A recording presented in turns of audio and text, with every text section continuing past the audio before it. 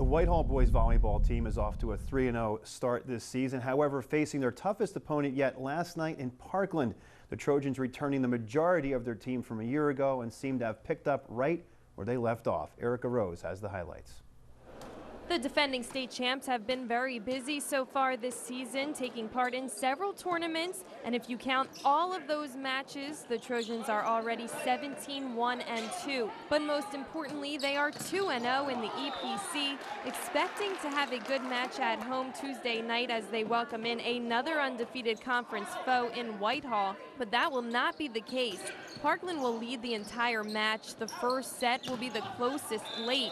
Whitehall can tie it at 17, but the Trojans pull away at the end, only allowing one more point, 25-18 the final. Second set, again, it's all Parkland. Jake Heyer makes it 5-2 here.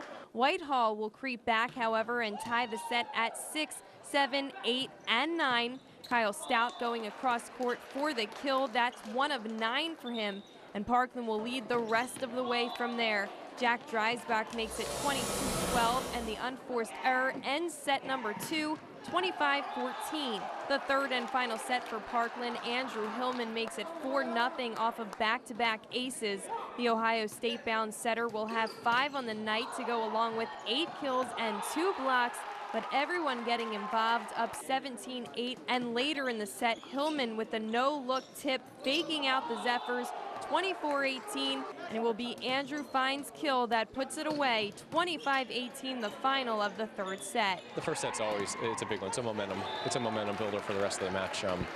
By no means does it mean, obviously the first team to win the first set doesn't mean they win the match. Obviously, there's a long way to go, but just to get out and kind of get our feet wet and get it in the field of gym in the night, and it's always a big thing just to get out and hopefully get that first one. They were definitely a tough team, and we knew that coming in. They have a record of 3-0, so we definitely came into practice and we knew what we were getting into.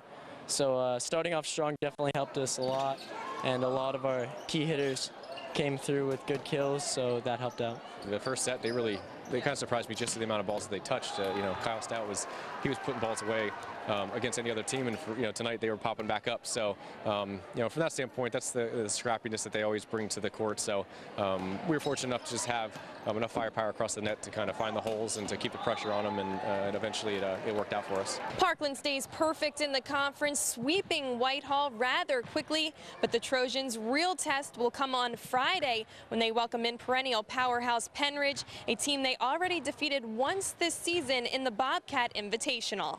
Penridge is a very physical team. They're a very aggressive team. They're jump serving probably 4 or 5 of the rotations. So there's a lot of pressure on you in serve receive to get in your offense. But it worked for us against them the other day. But now it's a best of 5 match, and it's those kind of things, like I said, to prepare us throughout the regular season.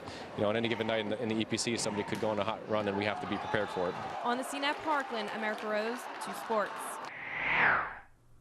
So it's not till next Tuesday that Parkland plays Liberty. Before that match against Penridge, they'll take on Easton, who's having a pretty good season so far, 2-1. That'll be tomorrow night. Yeah, and for Parkland, Coach Trumbauer does a great job of really challenging his team. Not only East Penn Conference being as tough as it is, but then he brings in some of the best throughout the state as well. We'll turn our attention